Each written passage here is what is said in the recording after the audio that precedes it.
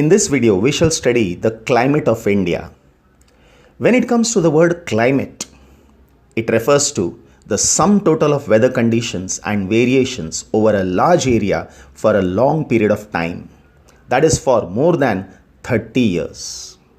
So, if I study the weather conditions of India for a period of more than 30 years, we come to a conclusion that the climate of India is monsoon type.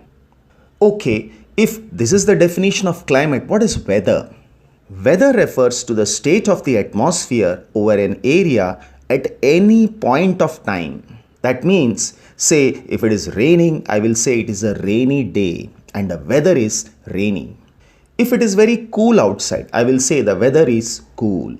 Now these two words, that is climate and weather, they are made up of the same elements, that is temperature, atmospheric pressure, wind, humidity and precipitation. Now you may have observed that the weather conditions fluctuate very often within a day. On the basis of generalized monthly atmospheric conditions, the year is divided into seasons such as winter, summer and the rainy season. When it comes to India, the climate of India is described as the monsoon type. Now this type of climate is found mainly in the south and Southeast Asia. The word monsoon comes from the word mausam and it refers to the winds which change their direction. Again in India, the winds blow from southwest to northeast and northeast to southwest. We shall study in detail a little later as to why these winds blow in these directions. Now if I take India, India has monsoon type of climate. Now in spite of an overall unity in the general pattern, there are clear regional variations that can be seen in climatic conditions within the country. Let us take two important elements, that is temperature and precipitation, and examine how they vary from place to place and season to season. If I take temperature, Barmer in Rajasthan may record a temperature of 48 degrees Celsius to 50 degrees Celsius on a June day, while it hardly reaches 22 degrees Celsius at Pahalgam or Gulmarg in Kashmir on the same day. However, in Dras near Kargil, the temperature may go down to minus 40 degrees Celsius during winter. Kerala has tropical climate with warm and moist air, whereas Punjab has continental climate with severe heat alternating with severe cold. The temperature touches minus 40 degrees Celsius in Kargil in the month of December, whereas Kerala records 20 degrees Celsius to 22 degrees Celsius in the same month. The annual range of temperature is 3 degrees Celsius along the Malabar coast. The annual range of temperature means the difference between the hottest and the coldest month. So this difference is just 3 degrees along the Malabar coast. The reason is moderating influence of the sea. Whereas it is more than 20 degrees Celsius in the interiors. The reason is it is away from the sea. So the difference between day and night temperature in the Andaman and Nicobar Islands and Kerala is hardly 7 or 8 degrees Celsius. Whereas in the Thar desert, it is between 25 to 30 degrees Celsius. It means if the day temperature is 50 degrees Celsius, the night temperature would drop down to 20 to 25 degrees Celsius. Next one is precipitation. Variations occur not only in the type of precipitation but also in the amount and the seasonal distribution. Snowfall occurs in the Himalayas, whereas it only rains over the rest of the country. Cherrapunji and Mawsynram in Meghalaya gets about 1100 centimeters rains in the year, whereas Jaisalmer in Rajasthan hardly receives 9 centimeters of rainfall in a year. Tura in Meghalaya gets an amount of rainfall in a single day which is equal to 10 years of rainfall at Jaisalmer in Rajasthan.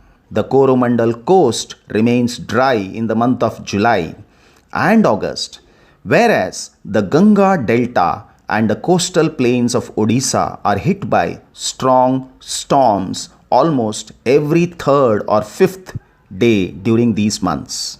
Most parts of India receive rainfall during June to September, but coastal areas of Tamil Nadu gets rain in the beginning of winter season. These are the regional variations in terms of precipitation.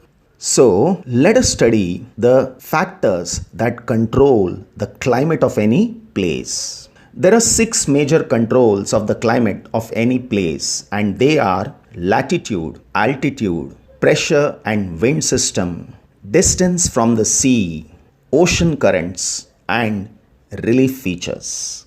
If we take up the first factor, latitude, now the earth is spherical in shape. Due to the curvature of the earth, the amount of solar energy received varies according to latitude. If equator is receiving vertical rays of the sun, gradually if you are moving towards the poles, the rays become slanting. So, the air temperature decreases from the equator towards the poles. Coming to India, the Tropic of Cancer passes through the middle of the country, that is from Rann of Kutch in the west to Mizoram in the east. Almost half of the country lie to the south of Tropic of Cancer belongs to tropical area, whereas the remaining area which is in the north lies in the subtropical area. Therefore, India's climate has characteristics of tropical as well as subtropical climates. The second factor is altitude. Now you must know that there is a decrease of 1 degree for every 166 meters rise in height. This is because as one goes from the surface of the earth to higher altitudes, the atmosphere becomes less dense and the temperature decreases. The hills are therefore cooler during summers. Now, India is covered by different landforms. That is, India has mountains, plateaus, and plains. So, it results in difference in temperature. If I take up Himalayas, Himalayas have an average height of about 6,000 meters. On the other hand, if I take up coastal plains, the maximum elevation is about 30 meters. The Himalayas prevent the cold winds from Central Asia from entering the subcontinent. It is because of these mountains that this subcontinent experiences comparatively milder winters as compared to Central Asia. The coastal plains, on the other hand, creates a moderating influence on the climate. This is because of the sea breeze and the land breeze. Next one is the pressure and the wind systems. We will study this under 3 categories, that is pressure and surface winds, then upper air circulation, and western cyclonic disturbances and tropical cyclones. Based on the rotation and revolution of the earth and the apparent movement of the sun, different pressure belts have developed on the earth, and the surface winds move from high pressure areas to low pressure areas. Some of the important wind on the earth are easterlies, westerlies, polar winds, and the monsoon winds. And 2 different type of winds blow over India, that is southwest and northeast monsoon winds. The southwest monsoon winds blow from sea to land, that is they are onshore winds, and northeast winds blow from land to sea, that is they are called offshore winds. Why do these winds deflect? Actually, these winds deflect to the right in the northern hemisphere and they deflect to the left in the southern hemisphere. The reason behind that is Coriolis force. Now, what is Coriolis force? It is an apparent force caused by the Earth's rotation. The Earth rotates from west to east at a speed of 1600 kilometers per hour. The Coriolis force is responsible for deflecting winds towards the right in the northern hemisphere and towards left in the southern hemisphere. This is also known as the Ferrel's law. The pressure and wind conditions over India are unique. During winter, there is a high pressure area north of the Himalayas. Cold, dry winds blow from these regions to the low pressure area over the oceans to the south. In summer, a low pressure area develops over the interior Asia as well as over northwest India. This causes a complete reversal of the direction of winds during summer. The air moves from the high pressure area over the southern Indian Ocean in a southeasterly direction, crossing the equator and turns right towards the low pressure area over the Indian subcontinent. Now, these are known as southwest monsoon winds, and these winds blow over the warm oceans, gathering moisture and bringing widespread rainfall over the mainland of India. The upper air circulation in this region is dominated by the westerly flow. An important component of this flow is the jet streams. When I say jet stream, it refers to winds that blow at a great speed. Now, these jet streams are located approximately over 27 to 30 degrees north and south latitude, and therefore they are known as subtropical westerly jet streams. Over India, these jet streams blow south of Himalayas all through the year except summer. Then the western cyclonic disturbances. Now, these are experienced in the north and the northwestern part of the country, and they are brought down by the westerly flow. In summer, the subtropical westerly jet streams move north of Himalayas with the apparent movement of the sun. An easterly jet stream called the tropical easterly jet stream blow over peninsular India. This is approximately over 14° north during summer months. Now, the western disturbances are weather phenomena brought in by westerly flow from the Mediterranean region.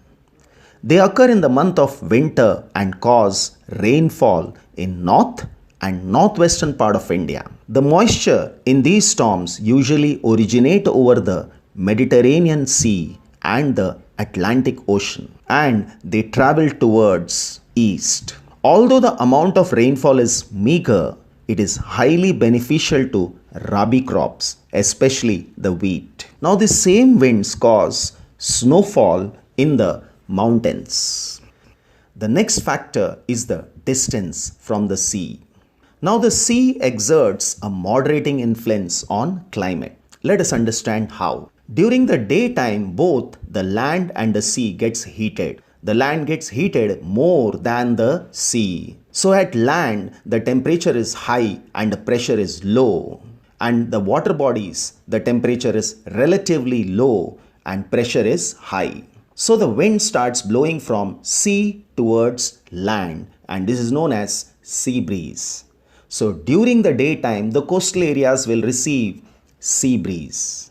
But at the night time, the land gets cooler than the sea. So at the land, the temperature is low and the pressure is high. So wind starts blowing from land towards sea.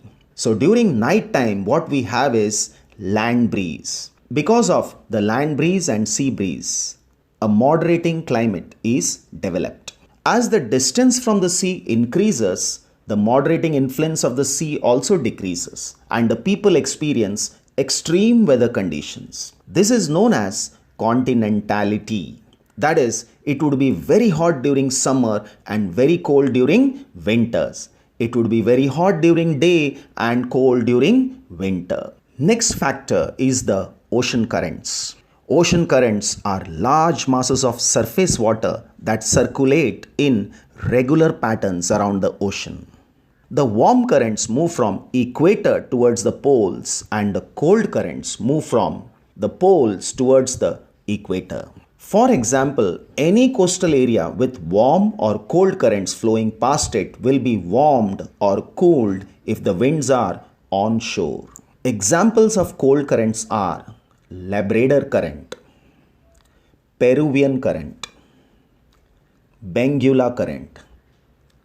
Whereas examples of warm currents are Brazilian current, North Atlantic Drift. Then comes the relief. The word relief means variation in height. Now, the relief too plays a major role in determining the climate of a place, because if it is a mountainous area, it means the relief is high. But if it is a plateau or a plain, the relief is relatively low. Now, high mountains act as a barriers for cold and hot winds. They may also cause precipitation if they are high enough to lie in the path of rain-bearing winds. On the other hand, the leeward side of the mountains remains dry. The Western Ghats obstructs the southwest monsoon winds, and they are responsible for heavy rainfall along the western coast, whereas the Deccan Plateau forms the leeward side where there is relatively low rainfall.